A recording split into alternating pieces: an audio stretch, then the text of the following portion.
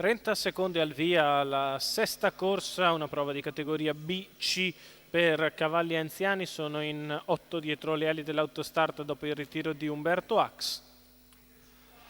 I favori al gioco sono per Brooklyn Lux, Alessandro Gocciadoro, numero 6 dello schieramento, esimia partitrice, la figlia di From Above dell'azienda agricola Biasuzzi. Le alternative: Candy Greppi col numero 1, Apple Wise AS con il numero 3, poi Anastasia Dei Rum, Banana Rama Jet.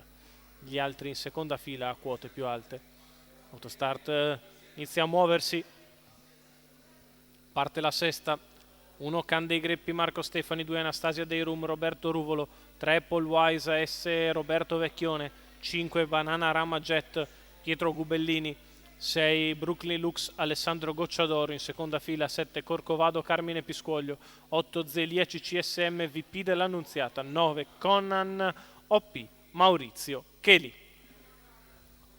Tutto pronto per il lancio.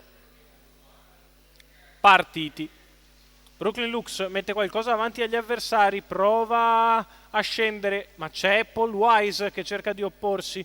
Apple Wise AS imbocca la prima curva al comando, Brooklyn Lux al suo esterno, poi Banana Rama Jet che serra sotto Numero e 7, costringe Corcovado, Brooklyn Lux a ritrarsi in squalificato. terza posizione avanti a Candy Greppi. 13,8 il lancio per Apple Wise AS, che ha preso l'iniziativa scattando in maniera perfetta e respingendo Brooklyn Lux, che si è ritratta a terza alle spalle di Banana Rama Jet. Quarta posizione per Candy Greppi, che precede Anastasia Dei Rum, poi ancora Zelia CCSM e quindi alla retroguardia Conan OP. 29,8 per il primo quarto di gara. Si conclude la piegata di sinistra con sempre Apple Wise AS a comandare le operazioni. Nella sua scia Banana Rama Jet segue avanti a Brooklyn Lux, mentre avanza allo scoperto Candy Greppi. 1, 2 e 1, c'è un 32,3 di seconda frazione.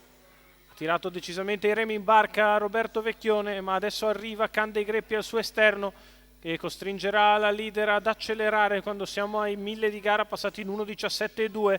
Apple Wise in vantaggio, Candy Greppi al suo esterno, lungo la corda rimane Banana Rama Jet, seconda pariglia per Zelia CCSM, poi ancora Brooklyn Lux con accanto Conan OP a 400 dal palo, una frazione in 14,4. Apple Wise AS che controlla Candy Greppi, la quale non riesce più a tenere il contatto, si prepara Banana Rama Jet, così come Brooklyn Lux.